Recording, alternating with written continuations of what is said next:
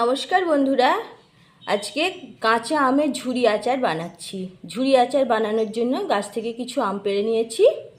এবার আমগুলো ভালোভাবে খোসা ছাড়িয়ে পরিষ্কার করে ধুয়ে নেব। ধুয়ে একটা গ্রেডার দিয়ে গ্রেড করে নেব। সব আমগুলো ছাড়িয়ে ভালোভাবে ধুয়ে নিয়েছি। একটা গ্রেডার নিয়েছি, গ্রেডার দিয়ে এইভাবে আমগুলো গ্রেড করে নেব। এইরকম ঝুরি ঝুরি হবে। এইভাবে সব আমগুলো গ্রেড করে নিচ্ছি। সব আমগুলো গ্রেড করা হয়ে গেছে, এরকম ঝুরি ঝুরি হয়েছে। এবার আমগুলো 500 গ্রাম মতো হবে। 500 গ্রাম চিনি দিয়ে দিচ্ছি। চিনিটা ভালোভাবে আমের সঙ্গে মাখিয়ে রেখে দিচ্ছি। মাখিয়ে ঢাকনা দিয়ে রেখে দেব। আমের সাথে চিনিটা মেশানো হয়ে গেছে। আধ ঘন্টার জন্যে ঢাকা দিয়ে রেস্টে রেখে দেব। চিনিটা পুরো গলে যাবে। নিত্য নতুন রেসিপি পেতে আমার চ্যানেলটা সাবস্ক্রাইব করুন এবং পাশে থাকা বেল আইকনটা প্রেস করুন। দেখুন বন্ধুরা, আধ ঘন্টা পরে চিনিটা গলে গিয়ে কতটা জল বেরিয়েছে। আমি একটা কড়াই বসিয়ে দিয়েছি, কড়ার মধ্যে দিয়ে দিচ্ছি। এতে কোনো আমি তেল দেব না।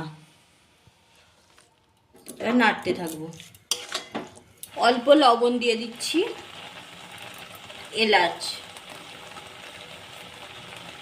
এইভাবে নাড়তে থাকবো। অনেকটাই রসটা শুকিয়ে গেছে। এই পর্যায়ে আমি একটু ভিনিগার দিয়ে দিচ্ছি। ভিনিগারটা দিলে অনেক দিন পর্যন্ত ভালো থাকবে। আমি এখানে আর লঙ্কা হলুদ কি অন্য কোনো মশলা কিছুই অ্যাড করছি না। আমি কালারটা সাদাই রাখবো। আপনারা যদি কালার পছন্দ করেন তাহলে কাশ্মীরি লঙ্কার গুঁড়ো দিতে পারেন।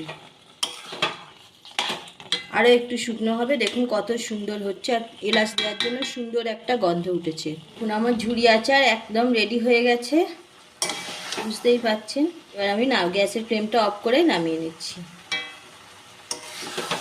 একটা পাত্রে ঢেলে নিয়েছি। ঝুরি আচার রেডি হয়ে গেছে। দেখুন কত সুন্দর লাগছে।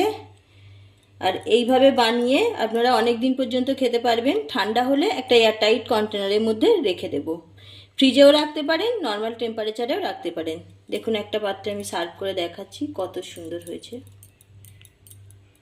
একটা প্লেটের মধ্যে নিলাম। দেখুন কতটা মজাদার হয়েছে।